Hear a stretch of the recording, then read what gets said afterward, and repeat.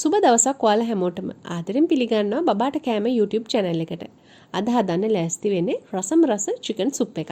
මේක ඔයාගේ අවුරුද්දට අඩු වැඩි බබාට දෙන්න පුළුවන්. තාමත් බබාට කෑම YouTube channel එක subscribe කරලා නැත්නම් අපේ channel එක subscribe කරන්න. ඒ වගේම bell icon එකත් click කරලා අලුත් videos දාපු ගමන්ම දැනගන්න. මම මුලින්ම pan එකට තෙල් ටිකක් දාගන්නවා. තෙල් හෝ butter අපිට දාගන්න පුළුවන්. තෙල් ටික රත් වුණාට පස්සේ පොඩිවට කපාගත්ත ලූණු සහ සුදු ලූණු ටිකක් ටෙම්පරාදු කරගන්නවා.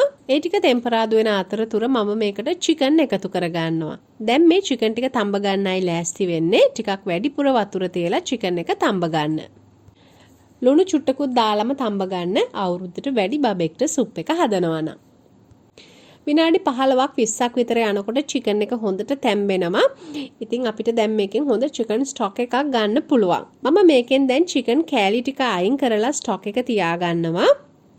දැන් මම මේ චිකන් ස්ටොක් එකට නූඩල්ස් ටිකක් එකතු කරගන්නවා.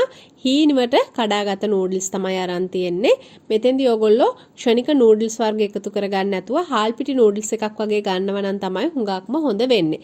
අවුරුද්දට අඩු බබෙක්ට මේ සුප් එක දෙනවා නම් හාල් පිටි නූඩල්ස් විතරයි මේකට එකතු කරගන්න ඔයාට පුළුවන් වෙන්නේ. දැන් අපිට පුළුවන් මේකට කැමති ධාන්‍ය වර්ගයක් එකතු කරගන්න.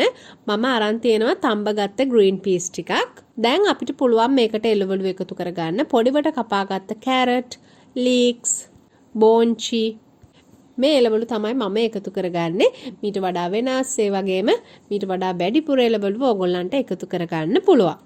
දැන් අපි එළවලු ටික chicken stock එකෙන් තැම්බෙන්න තියාගමු. ඒ අතරතුර මම අයින් කරගත්ත චිකන් කෑල්ලේ චිකන් ටික හීනිවට ඉරාගෙන මේ සුප් එකටම එකතු කරගන්නවා. දැන් අපි එළවලු ටික හොඳට තැම්බෙන්න තියාගමු. මේ වෙලාවෙද්දි මම එකතු කරගත්ත එළවලු හොඳට තැම්බිලා තියෙන්නේ. චිකන් ස්ටොක් එකේ රසට එළවලු රසත් එකතු වෙලා හුඟක් හොඳට මේ සුප් එකේ රස දැන් තියෙනවා. අවසානයේදී අපිට පුළුවන් මේකට ගම්මිරිස් කුඩු චුට්ටක් දාලා හොඳට කලබම් කරගන්න. මේ තියෙන්නේ මම ලිපෙන් අයින් කරගත්ත සුප් එක සුප් බෝල් එකට දාගෙන සුප් බෝල් එකට දාගත්තට පස්සේ මම මේකේ කෑලි වලින් ටිකක් අයින් කරගෙන බ්ලෙන්ඩ් කරගත්තා. මේ වගේ ක්‍රීම් එකක් වෙන්නම් බ්ලෙන්ඩ් කරලා තමයි තියෙන්නේ. ඒ පියුරි එක මම සුප් එකට එකතු කරගන්නවා. ඊට පස්සේ ඒක හොඳට සුප් එකත් එක්ක කලවම් කරගන්න.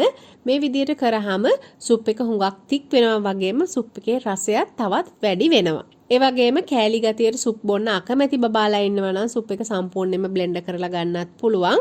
නමුත් අවුරුද්දට වැඩි බබෙක්ට වගේ නම් මේක කෑලිත් එක්කම බොන්න දෙන්න පුළුවන්.